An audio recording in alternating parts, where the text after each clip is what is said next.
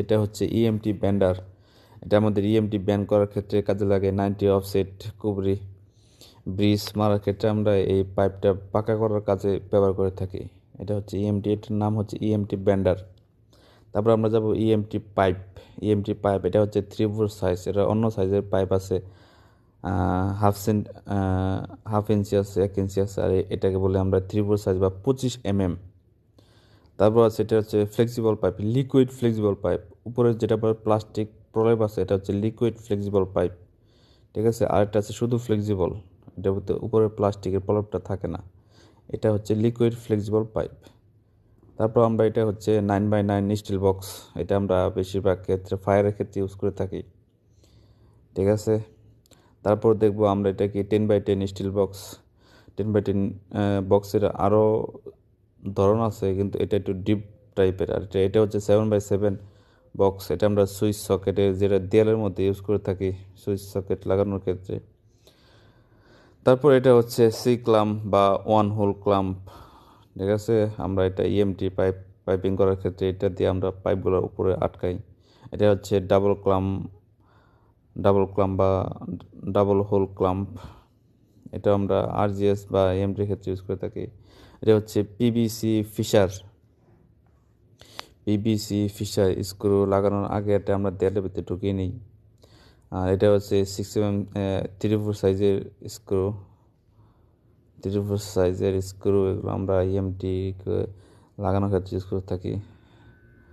তারপরে এটা হচ্ছে কাপলার বা ইএমটিতে বলি আমরা সেট স্ক্রু কাপলার। এটা দুইটা পাইপ জয়েন করার সময় এটা আমরা ইউজ করে থাকি। দেখুন, এটা এভাবে একটা পাইপ এটার ভিতরে ঢুকে, একটা পাইপ এটার ভিতরে ঢুকাই, তারপর যে স্ক্রু আছে এটা আমরা স্ক্রুগুলো টাইট করে দিই।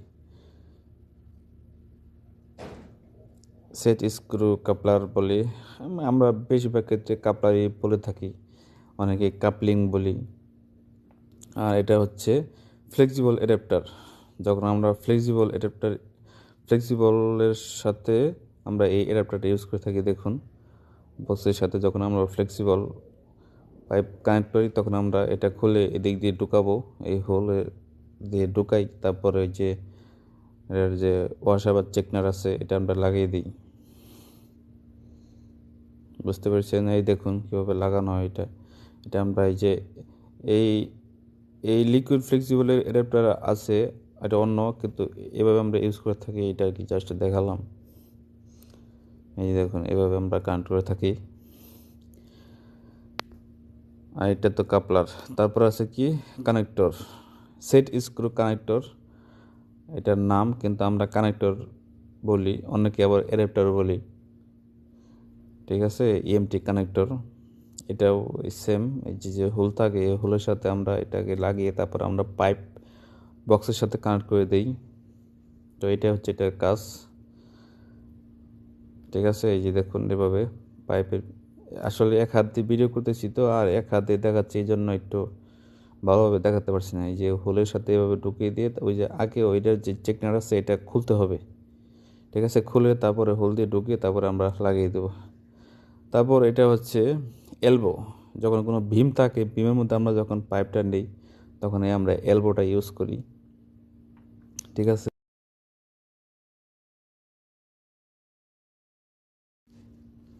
ভীমের মধ্যে আমরা এই এলবোটা সাধারণত ইউজ করে থাকি।